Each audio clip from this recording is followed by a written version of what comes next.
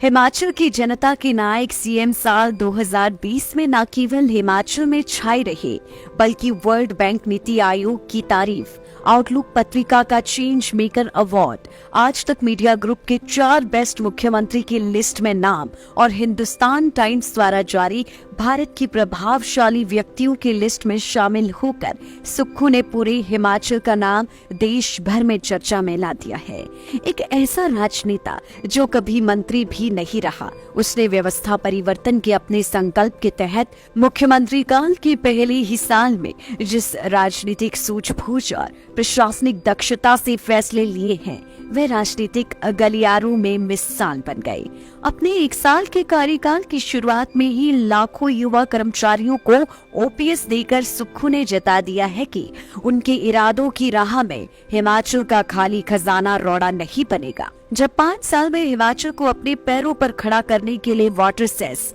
शानन और power projects में हिमाचल के हिस्से के लिए संघर्ष शुरू कर दिया, जो पड़ोसी राज्य सहित हिमाचल के हितों पर कुंडली जमाए संस्थान भी हक्की बक्के रह गए। हिमाचल में अनाथ बच्चों को चिल्ड्रन ऑफ स्टेट का दर्जा देकर सुक्खू ने लोक कल्याण की एक नई इबारत लिखी, क्योंकि अब हिमाचल में कोई भी अनाथ या बेसहारा नहीं रहा था।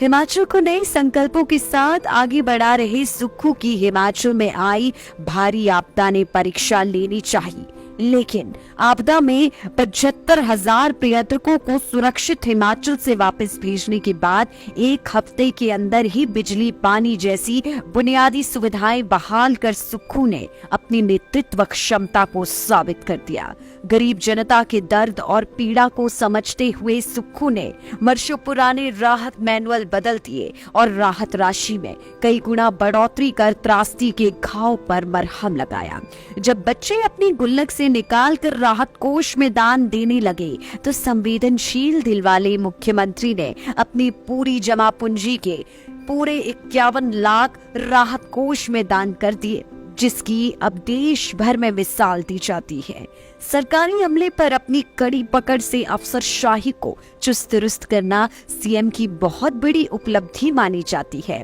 मंडे मीटिंग और मुख्य योजनाओं की प्रगति की व्हाट्सएप रिपोर्ट जैसे कामों से बड़े अफसरों को भी जवाबदेह बनाया गया। कानून व्यवस्था में भाई भतीजावाद और फेवरिज्म के किस्से हिमाचल में गुजरे जमाने की बात हो गई। आपदा से निकलकर हिमाचल के पर्यटन को गति देने के लिए सीएम ने इतिहास में पहली बार शिमला में विंटर कार्निवाल की शुरुआत करवाई, जो बेहद सफल रही। शिमला के लिए इस प्रयास की टूरिज्म स्टेक होल्डर एसोसिएशन ने भी खूब तारीफ की और बताया कि इस प्रयास से शिमला में होटल और अन्य व्यवसायों को खूब लाभ हुआ। पहली बार बर्फ न गिरने के बावजूद भी शिमला में सर्दियों की रौनक कम नहीं हुई और टूरिस्ट निराश भी नहीं हुए। उल्लेखनीय है कि वर्तमान सरकार बनते ही अडानी ग्रुप ने प्रदेश के सीमेंट कारखानों में मनमर्जी से ट्रक भाड़े को आधा कर दिया था। अपने पहले ही महीने में हुए इस विवाद को सुक्खू ने बेहद सादे और कूटनीतिक अंदाज में न केवल सुलझाया